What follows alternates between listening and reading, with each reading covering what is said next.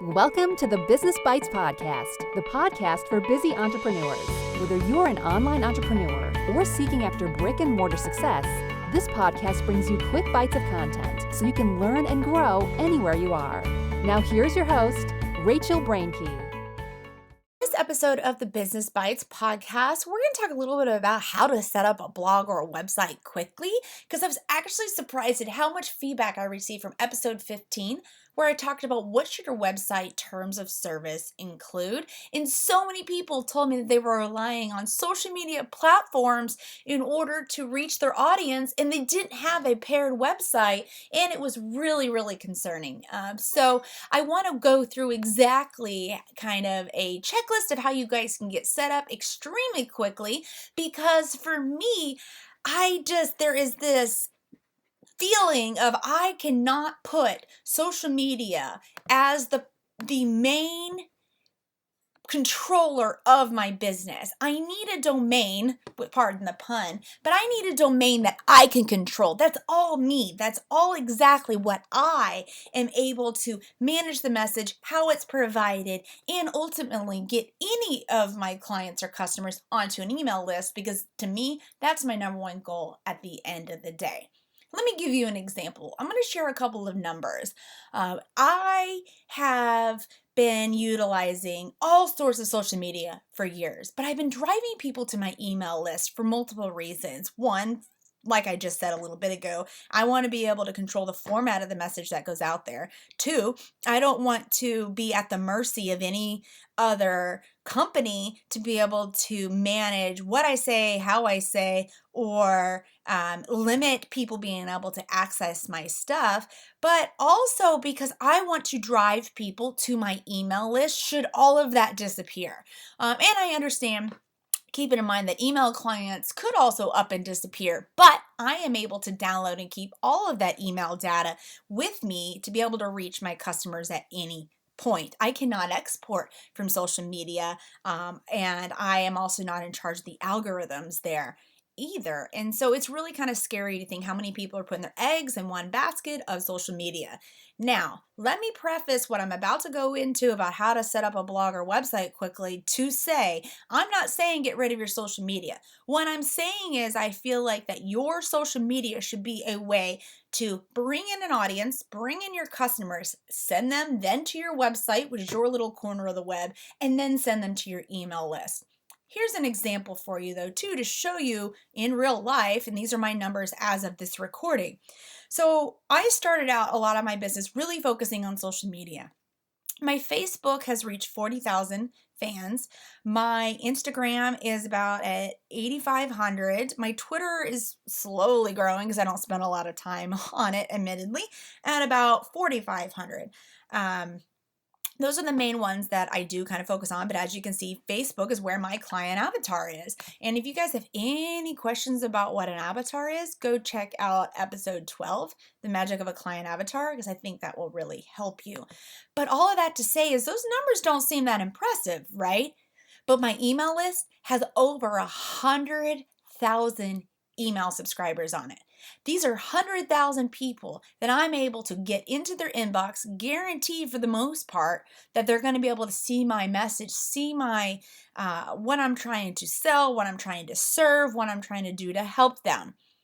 Whereas even though I have 40,000 on my Facebook page, I'm lucky now based on algorithms for unpaid for maybe 100 people to like a post. In the old days, when I first started out and really focused on Facebook, it was thousands at a time. But that's a real life example to show you that the numbers public on social media aren't always indicative, and that you can see how there's been a decline in algorithms and basically pushing you, and Facebook does this in a lot of platforms, push you to pay for paid advertisement.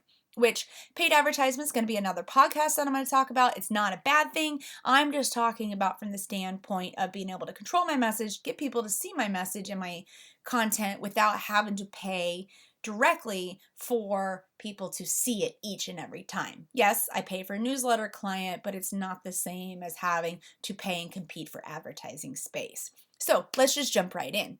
Setting up the blog or website can be extremely overwhelming. So here's a quick breakdown that I'm going to give you guys. It has recommended resources, products, and services to help you figure out how to set up your blog or website or e-commerce shop the best way possible.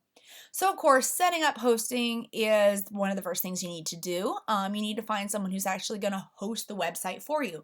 This is where your website or blog will be hosted or parked or sit.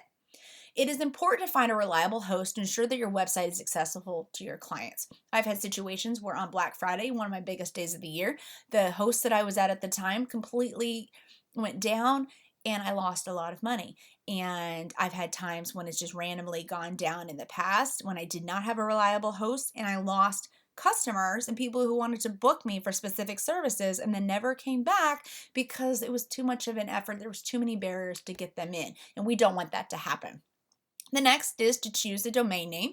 A domain name is the address of the website or blog. This is where you can choose the fun www.blank.com or .org, .net, or whatever variety is out there.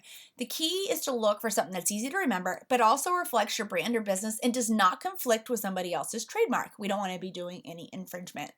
Domain names can range from a couple of dollars and into thousands depending on popularity and demand. Now, most hosting sites provide domain name and purchasing services, so keep in mind that you can do this together, but you don't have to. Another thing to keep in mind is that you don't want to have too many long letters or something that's similar to another website, such as the potential of infringement previously.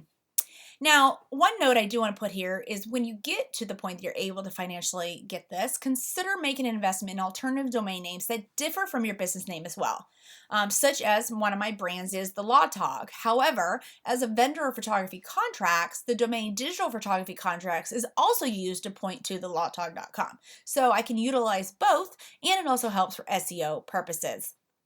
Next, you want to build your website. This one is pretty self-explanatory, and actually I have an episode called Bootstrapping Your Website. It's episode number 4, and you can check out to see how to build your website. This is what is essentially your virtual storefront. This is your virtual business card, and it should be treated just as important, if not more important, than any actual storefront. So in determining the type of website or blog platform, it can be overwhelming. There's many different options. Like I mentioned in episode 4, Bootstrapping Your Website, I really geared it towards a lot about WordPress because I feel like the use of plugins, themes, and widgets allows for a completely customized view with limited or no coding knowledges in order for you to be able to set it up quickly and relatively cheaply. All of my sites are WordPress sites, and I relatively manage and create and set them up all by myself. And for me to do that, that's saying something. All right.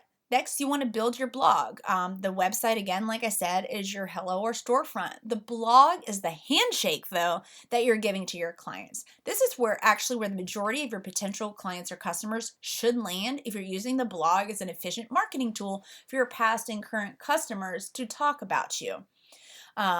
Note though, if you want to work with a theme such as for a WordPress platform, you need to acquire a WordPress.org and not a WordPress.com. And then the theme will load in the WordPress platform, and it's like WordPress is the cake and the theme is the icing and decorations, and that's where you can build your blog and website from. And of course, once the blog is set up, don't just let it sit there. You need to institute blogging into your normal workflow by efficiently blogging. This is something that I feel like you really guys should stick into your calendar at all times. Episode 9 talks about get more time for your business, and it actually shares my system of how I batch create all my content so that my blogging drips out for me, yet I'm not blogging all the time. Next, you need to go into learning about SEO, search engine optimization, making it so that people can find you. And here's some quick tips on SEO. We do have a episode with Episode 7, A Bite of SEO with Zach Prez, who is an SEO expert.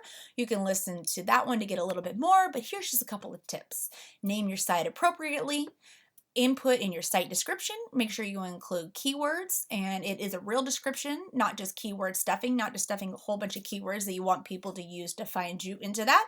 Update it frequently. Always put out fresh content, such as using a blogging schedule. Have relevant content to your audience. Categorize your blog posts so it's easy for the users and readers to find. Use keywords. Again, this goes back around. Think about what your readers are going to be searching. Those are the keywords. Make sure if you have a flash site that you always pair it with words like the keywords that I'm talking about. Flash sites are pretty, but they don't drive SEO. And anytime you use images, please always make sure that you're including a description or in the alt tag exactly what the images, the keywords are that you want to utilize. That way it is searchable. And of course, once you've done all of that, you need to utilize an analytics tool such as Google Analytics to track the audience, see how much traffic you're getting, what are the top blog posts. From there, you also want to link it on social media and share all these posts. And of course, going back around to what I was talking about with a newsletter list, you need to have a newsletter list going. If you're letting people come onto your site with no alternative to get information from you except to contact you, then you're really missing out. You need to capture these passerbys with a newsletter list opt-in that entices them for future information blast. Now, of course, don't spam or over email them as they will unsubscribe or delete emails. And of course, make sure that you have the proper privacy policy and terms in place, which we discussed about in episode 15. What should your website terms include? But once you guys have all that in place, you can steadily get people to go from social media to your website and then get them onto a newsletter list so you can serve them directly and convert them into purchasers for your products or your services, whatever it is that you're providing. Get into their hands, but make sure that you have a blog and utilize it effectively in order to drive these people to a more one-on-one connection so that overall you're able to serve them and you're also able to sustain and make a successful business. Thanks for joining Rachel on this episode of the Business Bites.